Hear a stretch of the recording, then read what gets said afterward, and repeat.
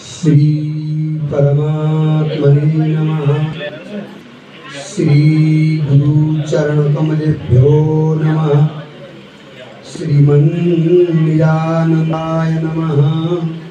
श्री प्राणनाथाय नमः। श्री प्राणनाथ निजमूलपति श्रीराज सुनाम तेज कुंवरी श्यामा जुगल को पल पल करूं प्रणाम। अखिलेश्वर सर्वेश्वर सर्वांतर्यामी सर्वगुण संपन्न परब्रह्म पुरुषोत्तम अक्षरातीत श्री कृष्ण तथा शिवराज जी को जुगल चरण में नमन प्रणाम गर्दै श्रद्धेय सद्गुरु चरण र यो धादिङ श्री कृष्ण प्रणामी मन्दिर सिंहासन विराजमान उहाँका भागमयी प्रतिस्वरूप श्रीमती सागर ब्रह्मवाणी साथै स्मरण गर्न मन लाग्यो हाम्रो ब्रह्माण्डकै भाग्य विधाता परम पूजनीय परम वंदनीय श्रीपाद नौतनपुरी धाम का गादीपति अनंत विभूषित 108 श्री कृष्णमणि महाराज जी स्मरण गर्दै आज यो धादिङ ठाक्रेमा कलश अनावरण श्री कृष्ण प्रणामी युवा परिषद द्वारा यो विपद सेवा उद्घाटन को सत्र में समुपस्थित हुनुभएका हाम्रा श्री 5 नवतन धामका गादीपति अहिले विदाई भइसक्नु भएको छ र केन्द्रीय समिति का संपूर्ण समिति परिवारहरू श्री कृष्ण प्रणामी महिला मण्डली इकाइदेखि केन्द्रीय संपूर्ण महिला संघका महिला मण्डली परिवारहरू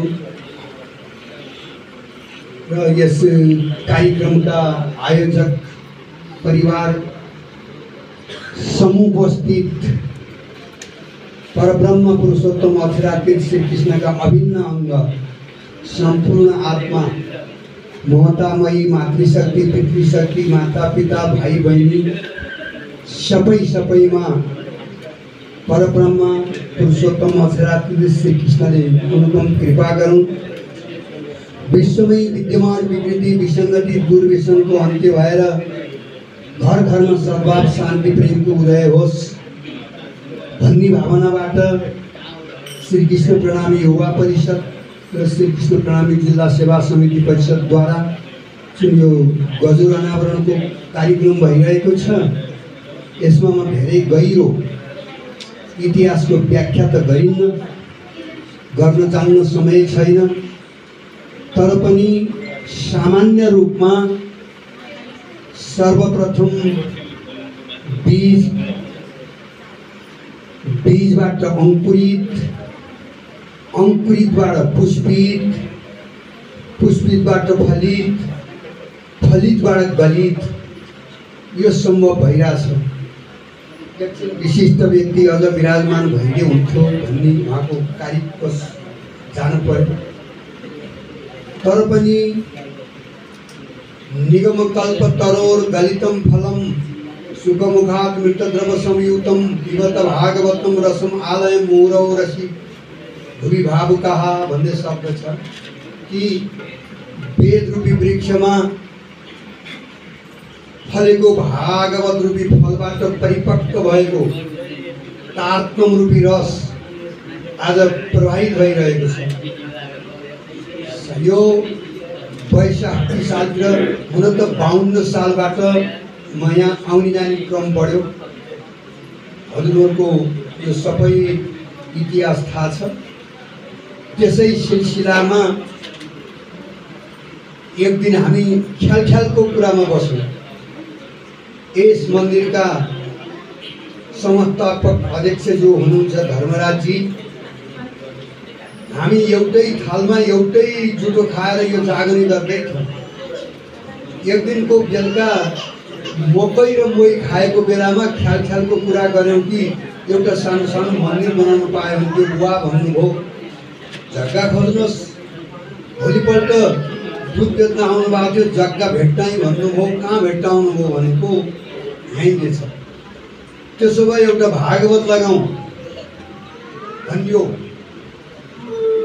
त्यो भागवत लगाउने सिलसिलामा उहाँले आएर पहिलो दिन यहाँ यो जग्गा खानुलाई कोलालाले खन्न सुरुवात भयो। पछि मेरा मातालाई मैले आफैले ल्याइयो र हजुरहरूको सर सहयोग सबैबाट त्यो भागवतको सम्पन्न भयो। हाम्रा 7 किलाका सुन्दर साथ र विशेष गरेर सबै सम्पन्न भएर त्यो सम्पन्न भएपछि यो बीजको कुरो आयो। मैले भने यहाँहरूलाई फेरि दोहोऱ्याउँछु, पहिला त बीज नभइकन अङ्कुरित हुँदैन। पहिला बीजबाट अङ्कुरित हुन्छ, त्यहाँबाट उम्रिन्छ। त्यो अङ्कुरबाट फैलिँदै गएर पुष्पित फुल फुल्छ। पुष्पित पछि फल्यो। फलिसकेपछि पाकेर परिपक्व भएर त्यसमा रस, त्यो रस भनेको 2.5 अक्षर श्री कृष्ण। निगम कल्पतरोर गलितम फलम सुतमुखात् मृतद्रव संयुतम पिबत भागवतम रसम आलयम मुहुरौ रसि भूमिभावका भन्छ। त्यो अहिले यहाँ रस प्रवाहित भइरहेको छ भन्नु। त्यस कारणले धर्म भनेको सबैलाई समेटेर मिलाउने हो।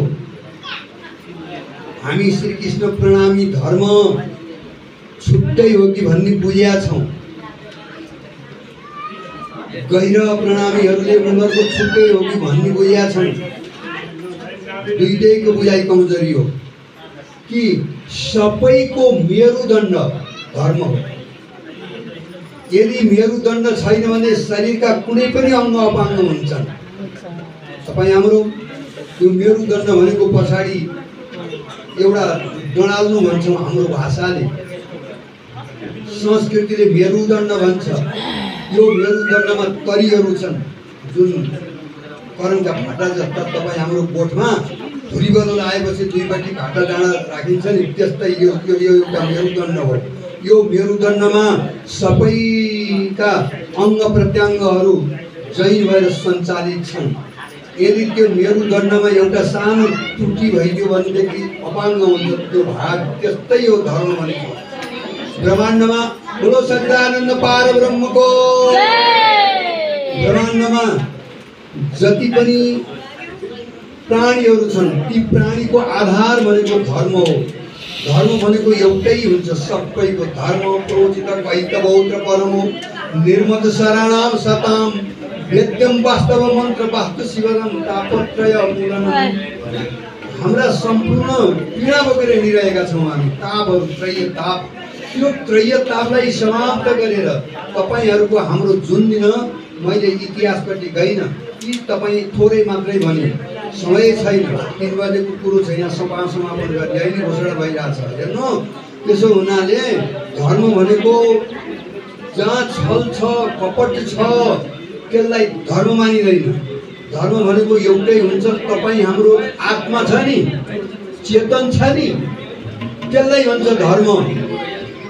आत्मा जब साक्षात्कार हुँदैन, हाम्रो श्रीकृष्ण यहाँ हाम्रा अतिथिगणहरू बस्नु भएको छ।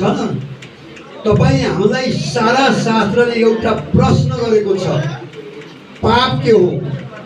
अर्को प्रश्न छ धर्म के हो? यो पाप र धर्मको विषयमा छुट्याउने तत्त्व भनेको के हो त? के हो पाप भनेको? धर्म भनेको के हो? दुईटा कुरा। के गर्दाखेरिमा धर्म हुन्छ, के गर्दाखेरिमा पाप हुन्छ भन्ने विषयमा हाम्रा स्वामी श्री प्राणनाथको दर्शन छ, एउटा प्रणीता ग्रन्थ दर्शन। त्यो दर्शनमा हामी 1 सेकेन्डमा पुग्न सक्छौँ। अहिले हल्ला नगरिकन बस्नु, 1 सेकेन्डमा पुग्न सक्छौँ। नत्र तपाईँ हामी करोडौँ वर्ष मन्दिरमा गएर बाँचेर यस्तो लाइन लाएर दर्शन गर्न भनेर भित्र जान्छौँ, दिनभरि लाइन लाउँछौँ, तर दर्शन हुँदैन। कि 1 सेकेन्डमा दर्शन हुन्छ। त्यो सेकेन्डमा दर्शन हुने भनेको हाम्रो तारकम्पाणी ग्रन्थको मूल सूत्र भनेको यहाँनिर यही हो।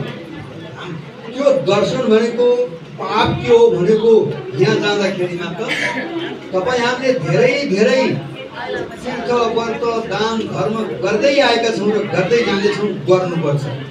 यति गर्दामा पनि हाम्रो वास्तविक पाप पट्टा हुँदैन। त्यो पट्टा नभइकन न त परमधाम जान्छौँ, न त संसारको बिचमा बसेर हामी सुख र शान्ति पाउँछौँ। त्यो पाप भनेको के हो भन्दा जब आफूलाई नचिन्नु पाप हो। कि जुन दिन आफूलाई चिनिन्छ त्यो धर्म हो, त्यो दर्शन प्रणाली हो। पहिले आफ पहिचान